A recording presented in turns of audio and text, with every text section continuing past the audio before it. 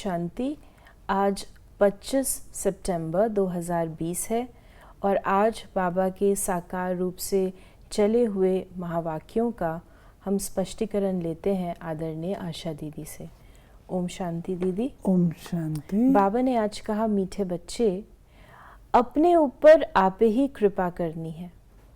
पढ़ाई में गैलप करो, कोई भी विक्रम करके अपना रजिस्टर खराब नहीं करो। पढ़ाई में गैलप करो।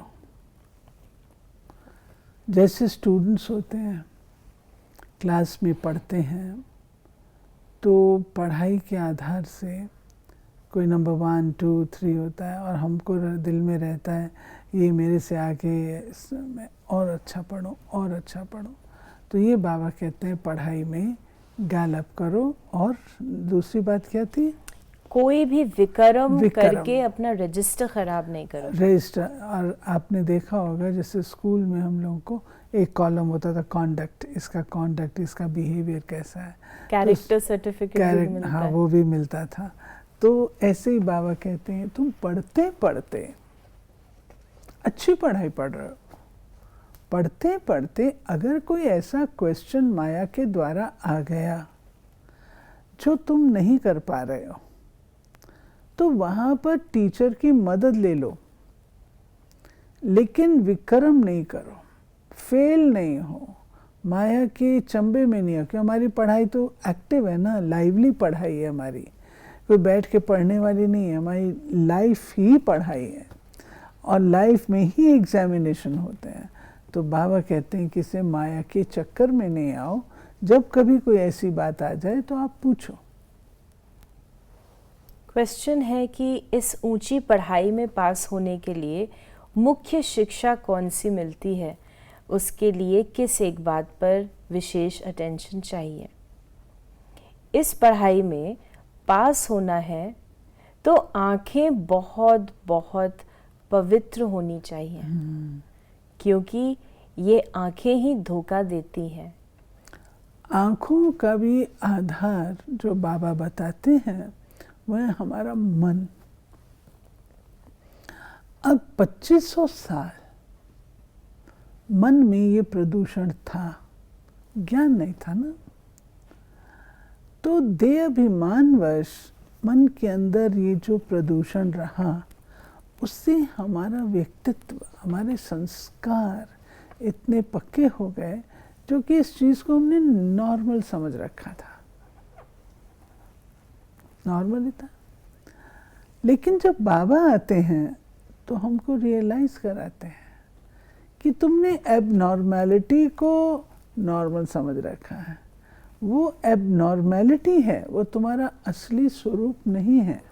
तुम्हारा असली स्वरूप तो पवित्रता है, शुद्धता है, निर्मलता है। जितना हम इस प्रकार के संकल्पों में रहेंगे, ऐसे संस्कारों में रहेंगे, तब ही हम नैनों पर भी विजय प्राप्त कर सकेंगे। नहीं तो ये कर्म इंद्री धोखा अवश्य देगी, क्योंकि बाहर से देखती है। तो बाबा कहता है कि अपने मन की सफाई करो।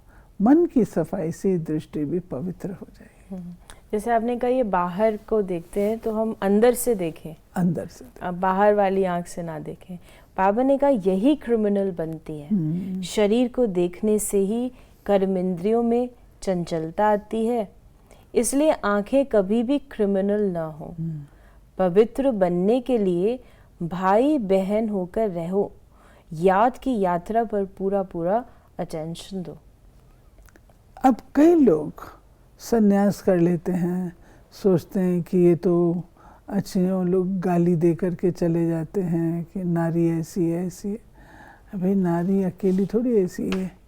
तो बाबा कहते हैं कि तुमको नॉर्मल सिचुएशन में रहना है। नॉर्मल सिचुएशन क्या है? क्या हम सब संन्यास कर सकते हैं? नहीं कर सकते ना। नॉर्मल सिचुएशन क्या है कि हमको रहना संसार में है, हमको घर गृहस्थ में रहना है, और उसके बाद हमको ये पावन भी बनना है। तो ये बाबा हमको नॉर्मल सिचुएशंस देते हैं क्रिएट करके, गृहस्थ व्यवहार में रहो, परंतु अपनी दृष्टि को पावन बनाओ। बाबा ने कहा कि सबको बाबा, ये है बेहद की बात, जो धीरज धर वनवा जो गीत चला है आज, उसके लिए बाबा ने कहा कि ये आथत दिया जाता है, ये भी तुम बच्चे जानते हो, तुमको भूलना नहीं चाहिए। बाप आए हैं सर्व की सद्गति करने, सर्व का सद्गति दाता है, तो इसका मतलब सभी दुर्गति में है। फिर आज बाबा ने कहा कि अभी तुम्हारी बुद्धि का ताला खुला है, तो ये चीज़ समझने वाली है। जब हम शिव बाबा को कहते हैं कि शिव बाबा सद्गति दाता है,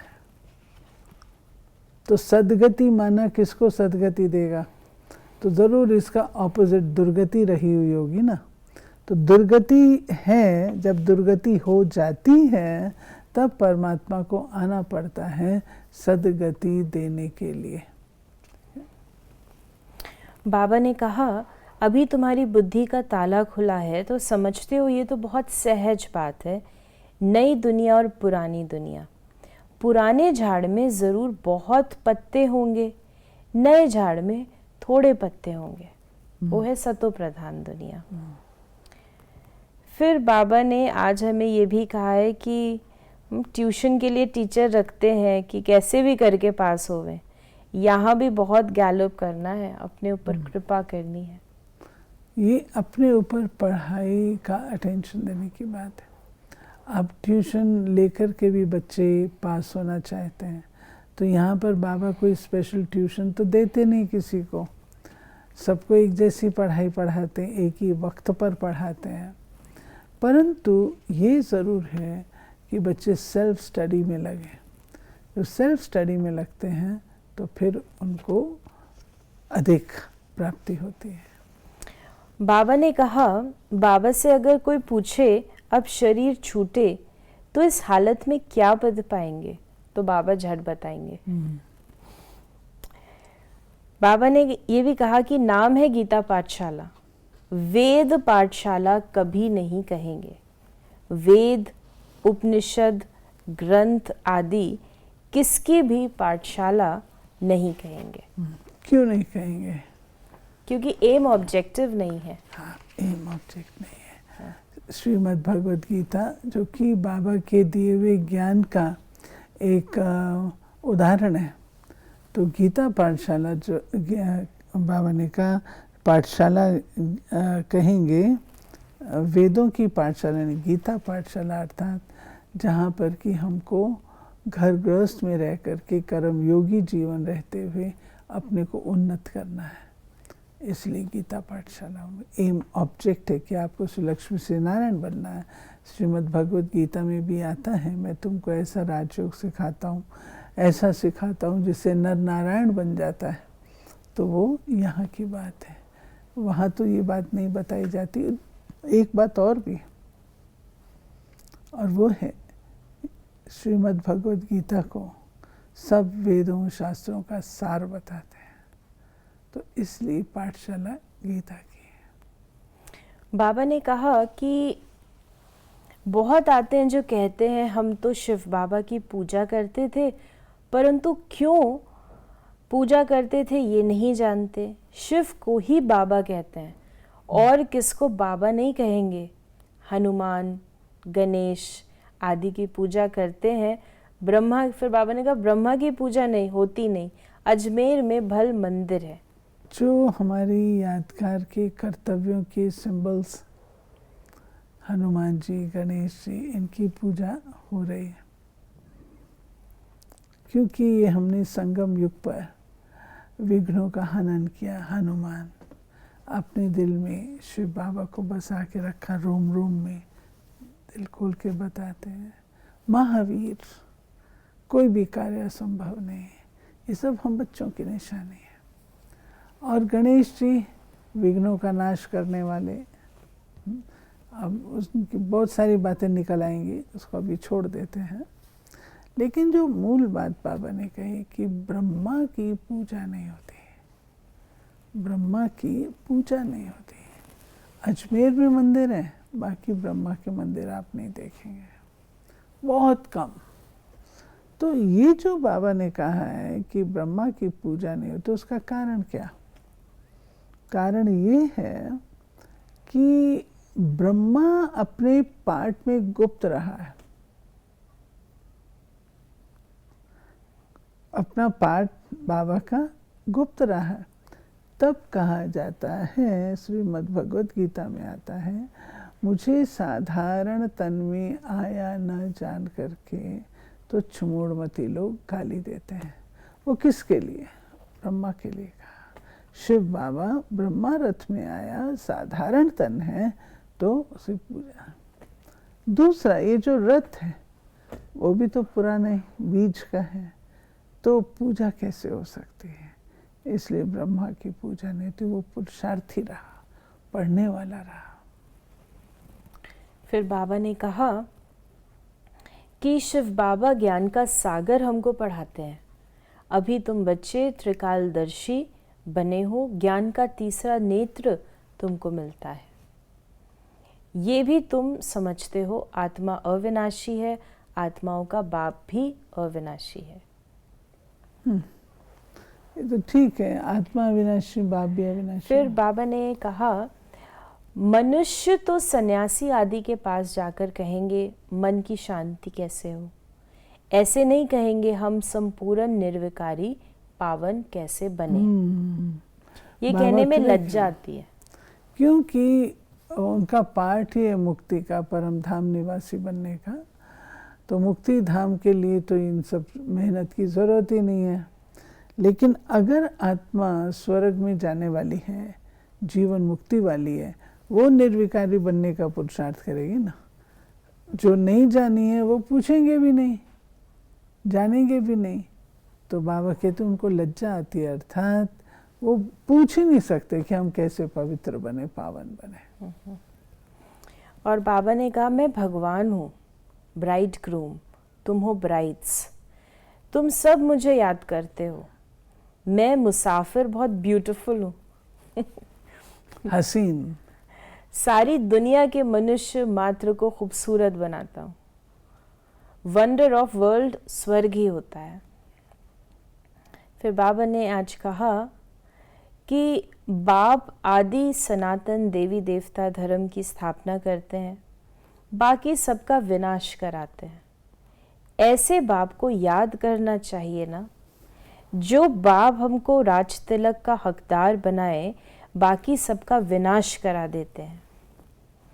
और इसके आगे बाबा ने ये भी कहा है कि नेचुरल कैलामिटीज भी ड्रामा में नूंधी हुई हैं। इस बिगर दुनिया का विनाश हो नहीं सकता। बाप कहते हैं, अभी तुम्हारा इम्तिहान बहुत नज़दीक है, मृत्यु लोक से अमर लोक ट्रांसफ़र होना है। इम्तिहान नज़दीक है, मृत्यु लोक से अमर लोक में जाना है।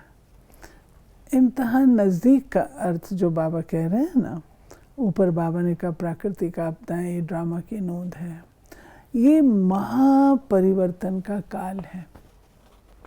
विनाश माना मंच जीरो पर नहीं आता है। कभी भी इस सृष्टि रंगमंच बिल्कुल एम्प्टी हो ऐसा नहीं होता है। एक तरफ से आत्माएं जाती हैं तो दूसरी तरफ से आती हैं। तो बाबा ने कहा है कि एक तो ये नूंद है महापरिवर्तन, और दूसरा बाबा ने कहा कि इम्तिहान, तो जिस समय ये महापरिवर्तन होगा उस समय प्राकृतिक आपदाएं भी होंगी, उस समय हमारे अपने संस्कार भी उथल खाएंगे, उस समय जो हमारे मधुर संबंध लोगों के साथ रहे, अपने मित्र संबंधियों के साथ, वो भी कटेंगे, और अन्य प्रकार के प्रकोप भी आएंगे, बीमारियां आएंगी, वार्ड्स होंगी, ये सब कुछ होगा। वो इम्तिहान जो है वो हमको पार करना है, और उसके लिए बाबा कहता है कि अपनी बुद्धि का योग मेरे साथ आप पक्का रखो, तो आपका जो गायन है मिर्वा मौत मलू का शिकार वो साकार होगा। हम बाबा के वे बच्चे जिसकी महिमा है, बिल्ली के पुंगरे बच गए। अब वो पुंगरे कौन है? वो हम हैं। लेकिन बाबा की जो गारंटी है वो किन बच्चों के लिए है? बाबा गारंटी किन बच्चों को देते हैं? वे बच्चे जो सच्चे, आज्ञाकारी, ईमानदार है, उनको बाबा ये गारंटी मिलती है। दूसरा जो बाबा ने पिछले कुछ दिनों पहले वायरल हुआ था, एक दृश्य बाबा के महावाक्य, मैं दाल रोटी तुम्हें अंत तक खिलाऊंगा। किनको खिलाएगा? वो भी बाबा ने दूसरी मुरली में बताया है। उनको खिलाऊंगा जो योग युक्त हैं, सर्विसेबल हैं, जो अलबेलेपन की नींद में, उनको नहीं मिल पाएगी।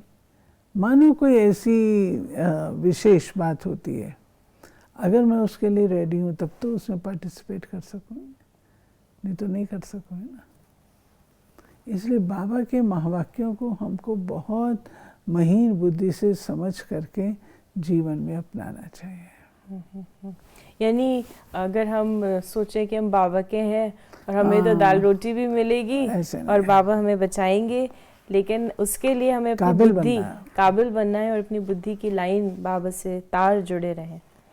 वरदान है आज का, निमित्तपन की स्मृति से माया का गेट बंद करने वाले डबल लाइट भव।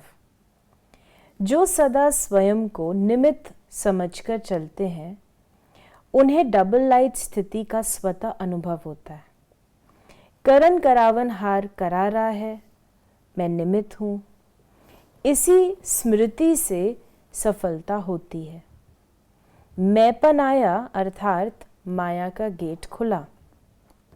निमित्त समझा अर्थात माया का गेट बंद हुआ। तो निमित्त समझने से माया जीत भी बन जाते और डबल लाइट भी बन जाते। साथ साथ सफलता भी अवश्य मिलती है। यही स्मृति नंबर 1 लेने का आधार बन जाती है।